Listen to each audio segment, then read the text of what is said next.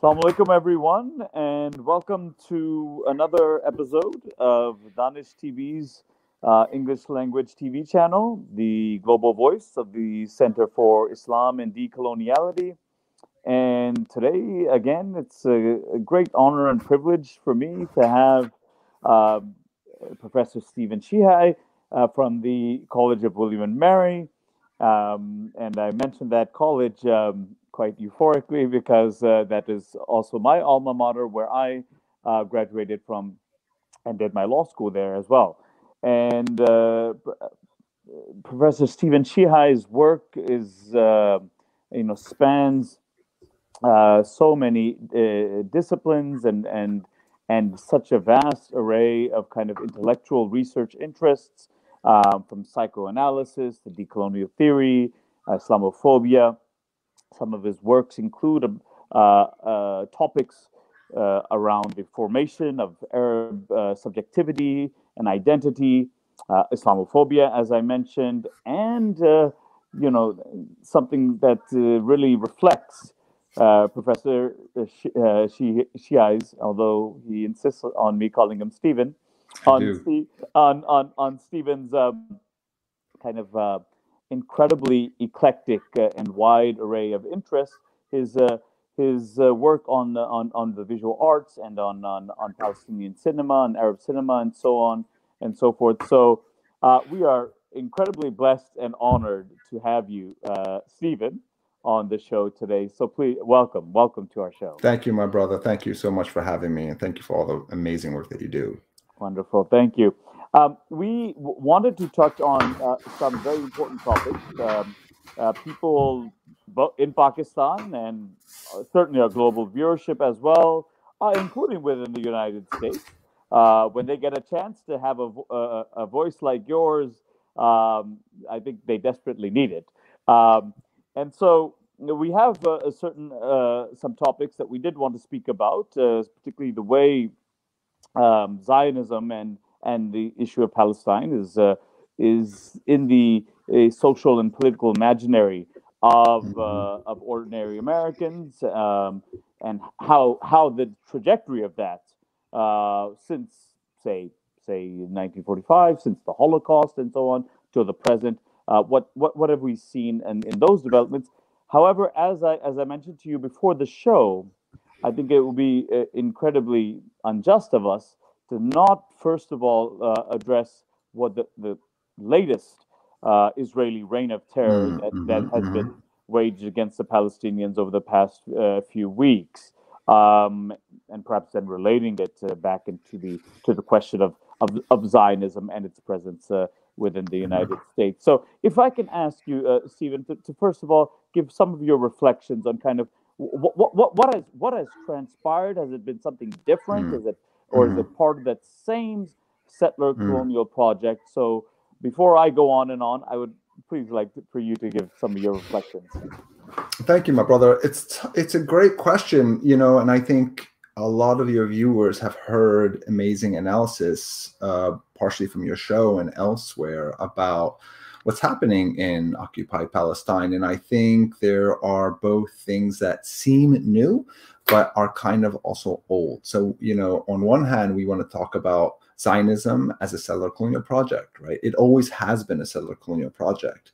And I think what we've witnessed over the past 10 years is a degeneration of the veneer that somehow Zionism has a liberal element or these sort of liberal aspirations, when actually we quite well know that from its inception, and even before its inception as a settler colonial state, the settler colonial project of Zionism has always been intent on the elimination of the Palestinians as the indigenous people of historical Palestine.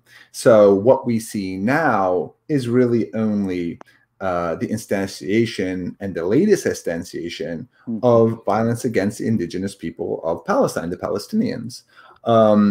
So I think one thing that is newer is that what we have seen is over the people put pin it on Bibi, and Bibi's part of the I think the crack in the veneer, but also really, I mean, if we remember, Bibi is referring to Netanyahu, yes. Bibi Netanyahu, yes, the Intifada al-Aqsa, the second Intifada, started with Ariel Sharon's visit to Al-Aqsa and provocation. And there has been a settler project ongoing within the 1948 boundaries of what is now known as Israel. But after 1967, that settler project continued, and it started most vociferously in Jerusalem and continues in Jerusalem, and then of course has, especially since also accelerated in what we now call the West Bank. So in one level, this is just a logical conclusion of this long-term project. It's a long-term intensification of the long-term project.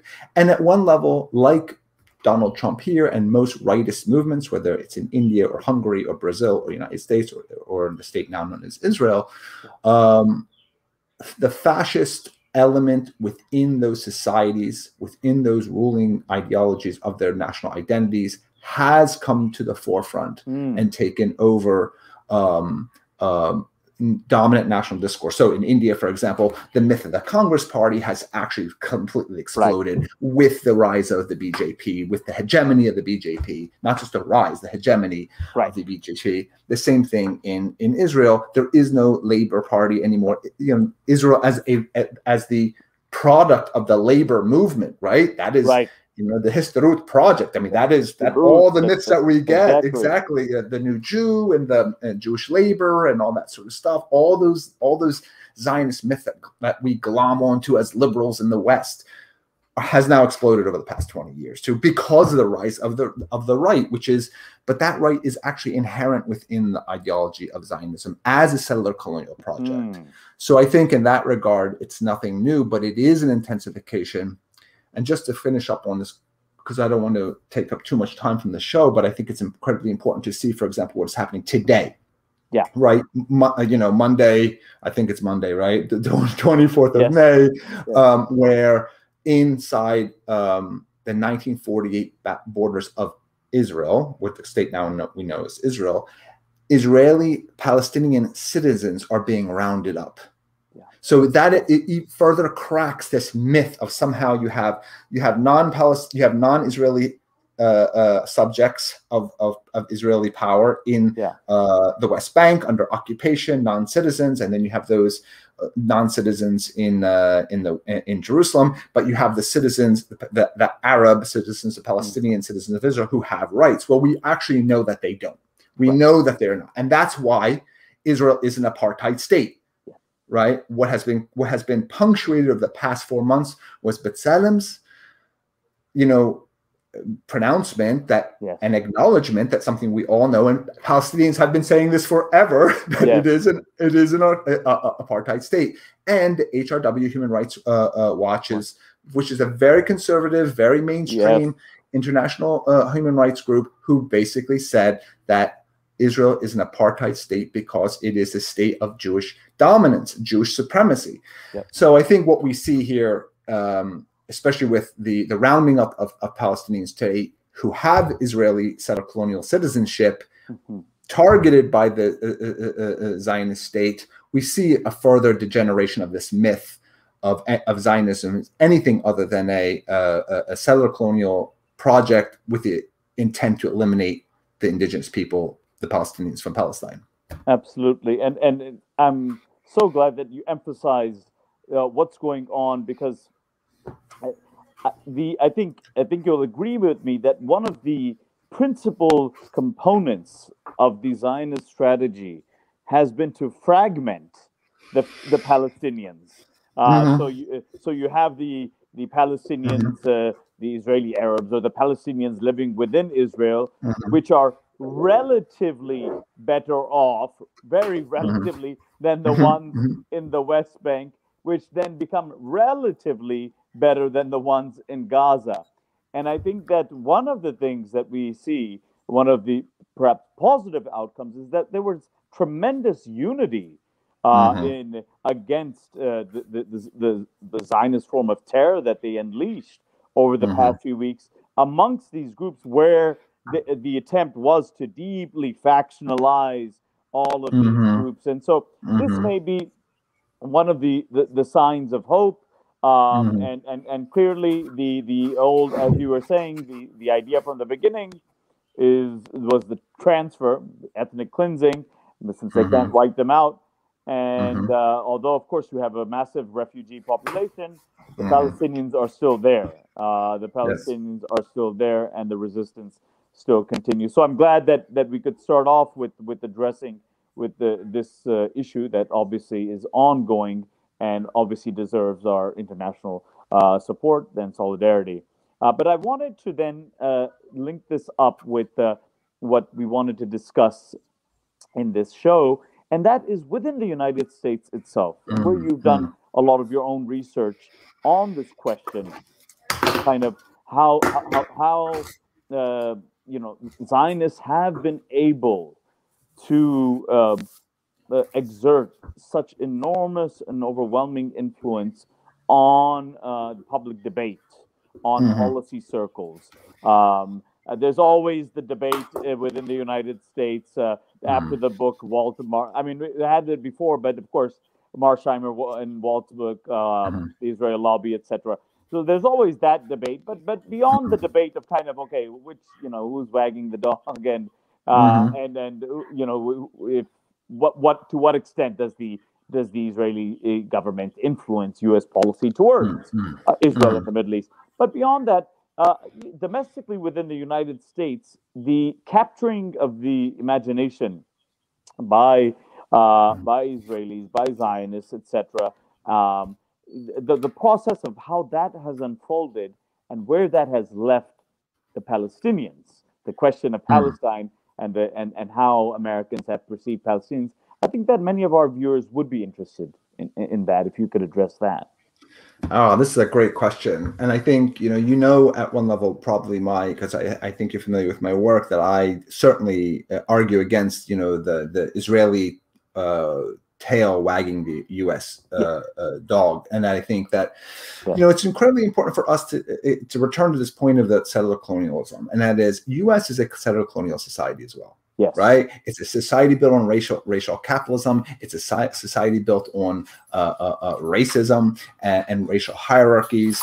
And it's a society built on the elimination of the indigenous peoples of Turtle Island, what is now North America, And I think that to me, there is a symbiotic sympathy within American identity for Israel. And I've said before that, Israel is just a little mini US, right? It's arrogant, it's powerful, it's ruthless, it has pretense to democracy, pretense to liberalism. It loves looking at itself in the mirror, as at the same time it crushes. That same narcissistic personality disorder. Narcissistic, but psychotic too, right? Psychotic, right. Absolutely. And so I think there's a symbiotic and sympathy, but also because Mersheimer and Walt will make the argument that the United States acts against its own interest in supporting the Israel. That argument actually was a predominant argument among U.S. Arabists, Arab policymakers between 1948 and 1967, right? That kind of, don't get the Arabs angry. We have to, because the Cold War and So we want to sort of, be careful how we manage the Arabs. And I think, so I think there's a... You can call the Aramco generation. Yeah. Right. The Aramco generation, also the Arabist generation, where U.S. and CIA was cultivating the Muslim Brotherhood. The 1970s, Brzezinski and Carter come up with the Ark of Islam, as they called it, to sort of like cultivate political Islam, right? So it wasn't so clear. But on the other hand, you ask, why would they work against their interests? And I don't think that's the question. I think it's a wrong question. I think the United States, it supports Israel as a settler colonial state because it sees itself in it, right? But with that said, the moment today is a different moment. We feel this, right? We feel that people in the United States on the mass level are identifying with the Palestinian people, not only sympathy, but actually sympathizing with liberation, that Palestinians are oppressed peoples and they are subjects of apartheid and they deserve to be liberated. This is a massive, massive, massive shift, even for 10 years, right? Where you might have people being sympathetic to people in Gaza, etc. You know, you shouldn't put people in open air jails. Right. And I think we need to ascribe that to a number of different factors. One, the Palestinians and Arabs and Arab Americans and Muslim Americans who have been working for the Palestinian liberation for decades in this country, they've built the basis for that. And they've successfully separated it from the accusation of anti-Semitism, right? Those people who are clearly articulating support for the Palestinian people have really come out clear in saying that this is an anti-racist, anti-colonialist battle, and has nothing to do with anti-Semitism. In fact, you should be against anti-Semitism. Anti-racist struggles are intertwined within the or let's call it anti-Israel, I would say pro-Palestinian struggle. And I think so. But and that's although despite, I mean, we both agree, despite the fact that elites, both within the US, the UK, will do their absolute best, no matter how many times Muslims and Arabs will make it very clear this is an anti-racist struggle, has nothing to do with the Jews and so on. They will continue to paint it, and we see this going on, I mean, full scale in these countries, to paint this with an anti-Semitic brush. So we see that pushback, a very strong pushback. Right. Absolutely. And I think we can talk about that when we speak a little bit more about Islamophobia. But what I just want to do is also center Palestinians in this struggle at this moment, and the success that they have been doing, and Arab Americans and Muslim Americans have been working for decades. Then secondly, is because of this idea of liberation, the Black Lives Matter movement over the past 5-6 years, or more actually, that recognizes the intersection between, anti-Black structures of power in this country and how this country works for anti-Muslim, anti-Brown, anti-Palestinian structures in Israel. And I think so that, the Palestine to the Ferguson to Palestine, moniker really has brought home this solidarity. I think Muslim American activists like Linda Sarsour or Sumaya Awad and Fatima Al-Khan in Muslim Advocates, and Fahad Ahmed in Drum in New York have really articulated a radical progressive Muslim stance too. They've broken away from the care sort of exchange, as Robin Kelly says, sort of exchange model of solidarity, right? You support me, I'll support you. These brothers, sisters, and siblings believe in anti-racism. They believe in the liberation of Palestine. They understand what Islamophobia is about, and it's their movement. All these movements together, and of course, then it is Jewish, progressive American Jews who finally come to the place where they can overtly and outwardly say, because they have inwardly said that their opposition to Zionist policies, they have now been coming to collect themselves as a group to say not in my name, etc., to say that Zionism does not represent me, to dissociate Israel from Judaism. And I think these things together is really important. I mean, I think this is what the Zionist elite call the crisis in Zionism. Is absolutely new young generation of Jews in America and elsewhere are no longer buying that Zionist narrative, and I don't think that another generation of Jews will come and start to support more and more settler colonial violence. So I think this is when they speak about the crisis going on. It's precisely what you're saying. More and more Jews, perhaps even the majority now of young Jews, are either indifferent or hostile to what Israel is doing. You're absolutely right. And I agree. And, I think that, I've been teaching for 25 years now.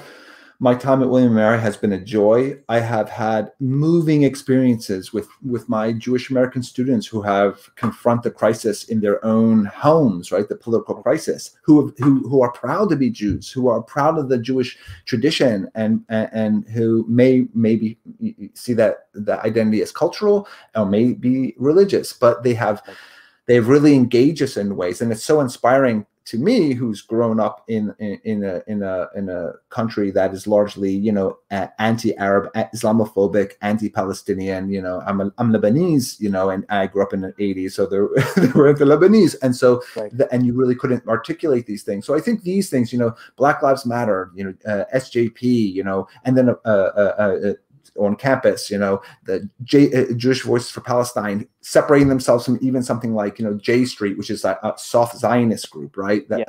So all of these things, I think, have really galvanized this particular moment, and recognizing the work that Palestinians are doing in Palestine as well.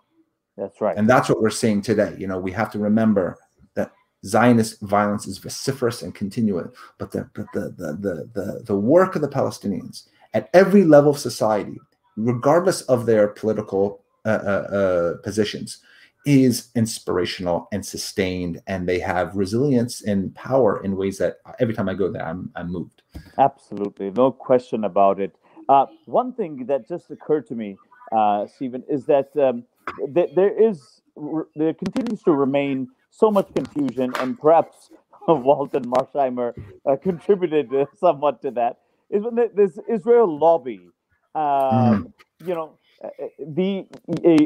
first of all, I mean, and even, you know, correct me if I'm mistaken, I mean, it seems like this quote unquote lobby, the kind of what you can, an extension of AIPAC, etc., but it's not just that, it's liberal, the elites from the New York Times, etc. One of the main functions, if not the main function, is to police debate on the question of Palestine on campuses and so on within the United States, rather than the way they're portraying it as controlling U.S.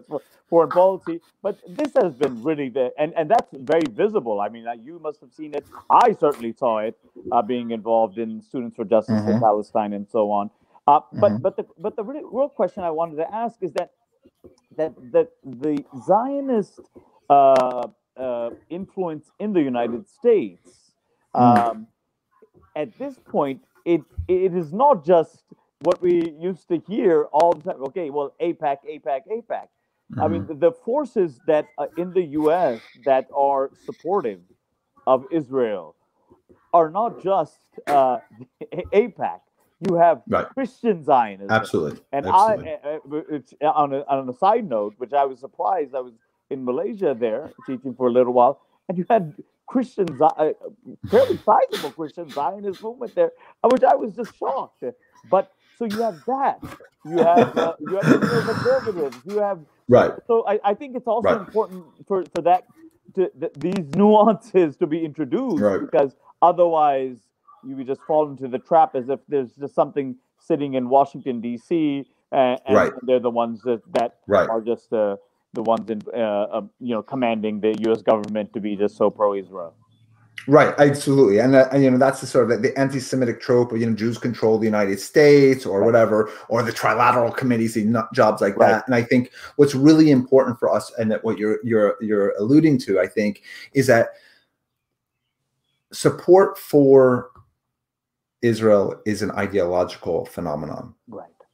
There are plenty of lobbies in this country. Yes, AIPAC has a lot of money and a lot of influence. But what happens? I mean, do you think that if there were an Arab lobby or a Muslim lobby with that much money, they would be doing the same thing? No. Why? Because this is a racist country, and there is something that brings together. And this is what's amazing, and this is what you were alluding to. What brings together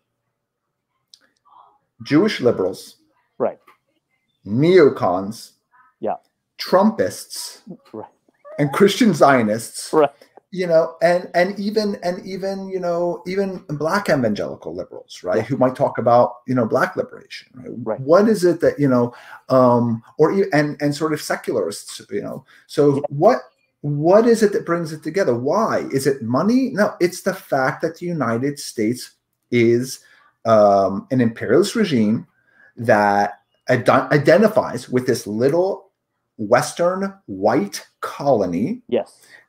They disavow their own anti-Semitism. Right.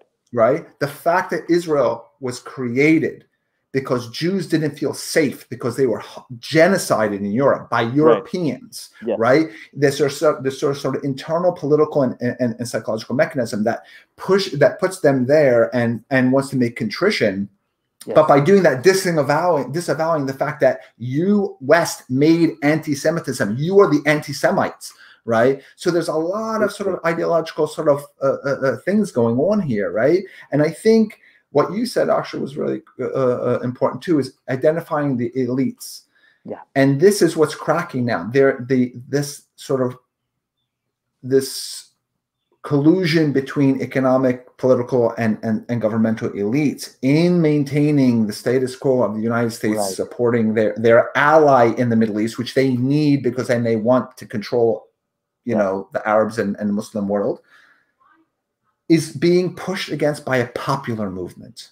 Right. Right. It's a popular movement, right, across the base, across, you know, the United States. And I think this is the crisis that you're talking about, yes, within Judaism, but it's also the crisis within the American polity, right? Absolutely. And that's the thing. So, you know, Schumer, who hates Trump, and Kushner and Cheney and, you know, and George Bush, who's now been, you know, repurposed to being the good Republican. All these folks, you know, Romney, everyone can all sit in a room with Pelosi and everybody else and pat each other on the back when it comes to Israel, right? But we see that the groundswell is pushing up against that. And the groundswell is clearly not anti-Semitic. It's clearly political. It's clearly ethical. And I think this is the hope that we have for the future, right? Absolutely. And this is what this moment is about. It's at grassroots. It's making its inroads into Congress as well. Mm-hmm. It's also making its inroads into Congress. And we must I highlight this all the time, at least in my lifetime. It was the first time that during the presidential primary debates, it was, I believe, the first time a Democratic primary, one of the Democratic primary candidates did not attend the AIPAC, you know, their annual whatever get together. Right. So, I mean, you could say it's symbolic, but it's significant. It's very significant in the way that they've had that hold. So, no, I think these shifts are incredibly important for our viewership and for us to understand, and then to kind of also comprehend the difficulties that the American elites will also continue to confront in the future. Absolutely.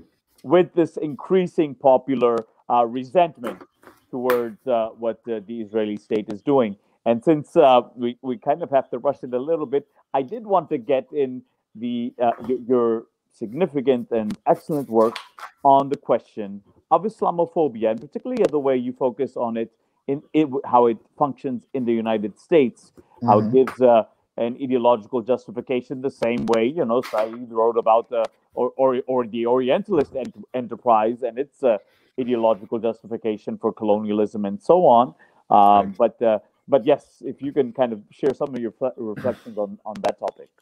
Well, I think it's a great, and just to sort of transition from what we were saying, right? That there's this mass popular movement now for Palestine and for Black lives that is happening in this country. You know, there's also the threat of the counter insurgency, right? How are the elites, how are the power, the establishment coming to come back? How are they going to get control of the narrative again? How does Israel get control of the narrative? And we can see this, right?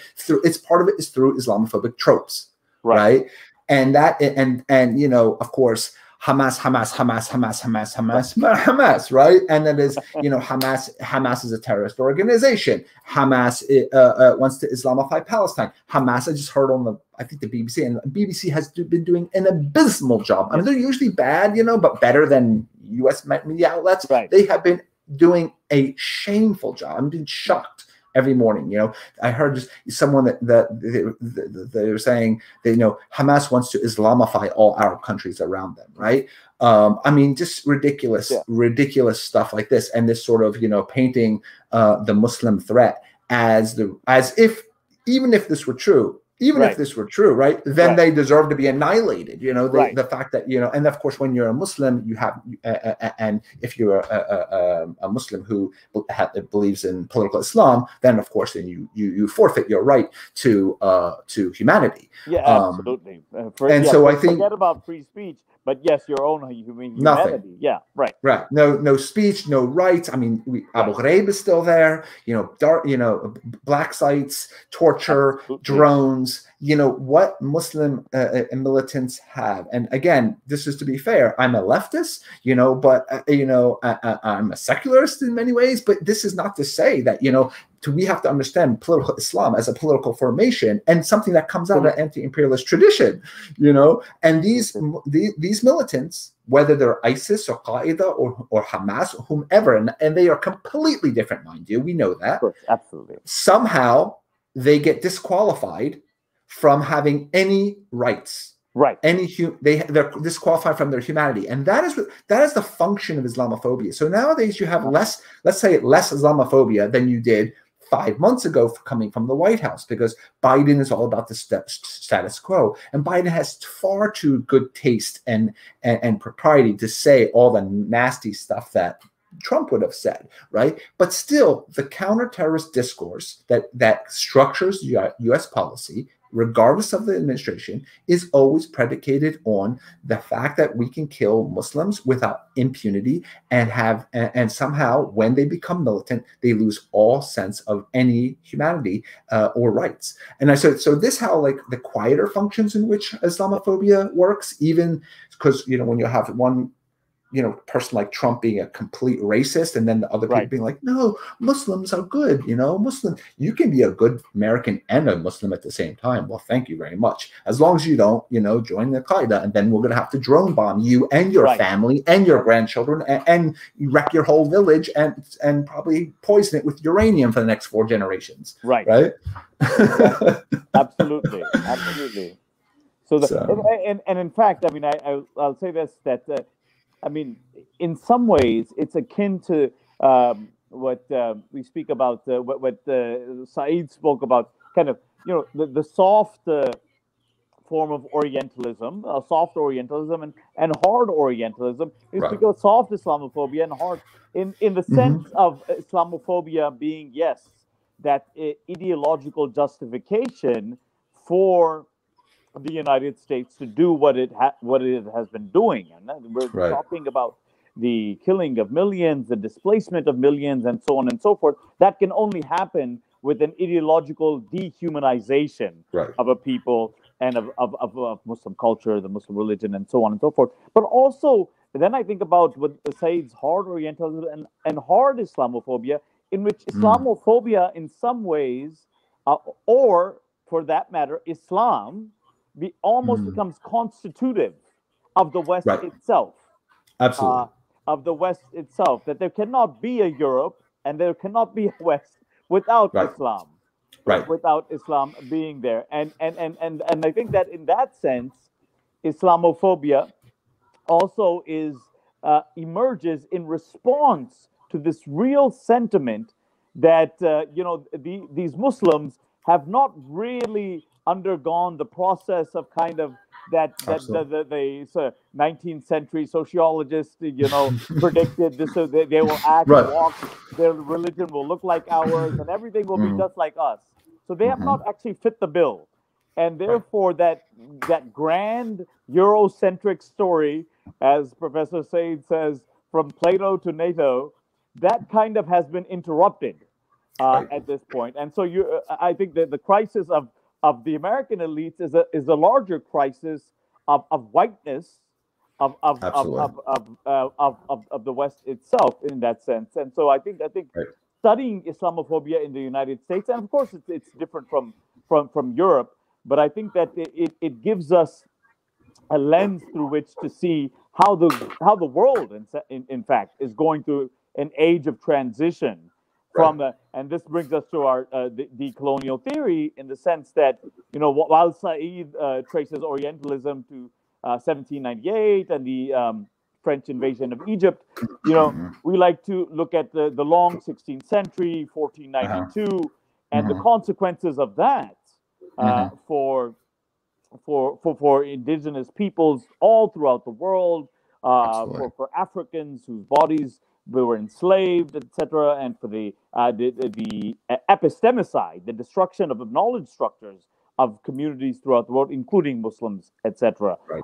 So, just ending on that note, decolonial theory, Stephen, what does it mean to you right now, and what does the praxis of that actually look like? Right. That's a great question. And it's so difficult because I just taught a class actually called "What is Decolonization?" And I teach this in the Middle Eastern Studies class, but here I am also at the same time living on, on stolen land, right? Actually in the epicenter in Williamsburg, the epicenter. First permanent settlement. The first permanent settlement, which is, and a settlement where there actually was indigenous resistance and then extermination. Yes. Right. So it's a tough thing, and I think I think you've pointed it to the crux, and it's hard because I also don't want to get too academic. But what you did say is that colonialism has constructed us in all these sorts of different ways, and so decolonial theory and decolonial praxis will never be one thing. But it always, what it does do, it centers the colonized. Right, and thinking about our experiences, and it thinks about the ways we have been ingrained to think particular ways, and not only ingrained to think as a sort of brainwash, but the ways we interpret a reality that when we receive it. Right, what is the sort of, so that also means the oppositions and contradictions and options that we have, even the options that we have. Right, exactly. Support U.S., not support U.S., liberalism, not liberalism. All these are contained within realms of thought that we have been raised in, and that contain us, which is a result of colonialism. And so, for me, decoloniality is about two things. I mean, if you want to talk about it from indigenous life in what is now known as North America, or Palestine, or India and Pakistan, right? Yeah. South Asia or wherever.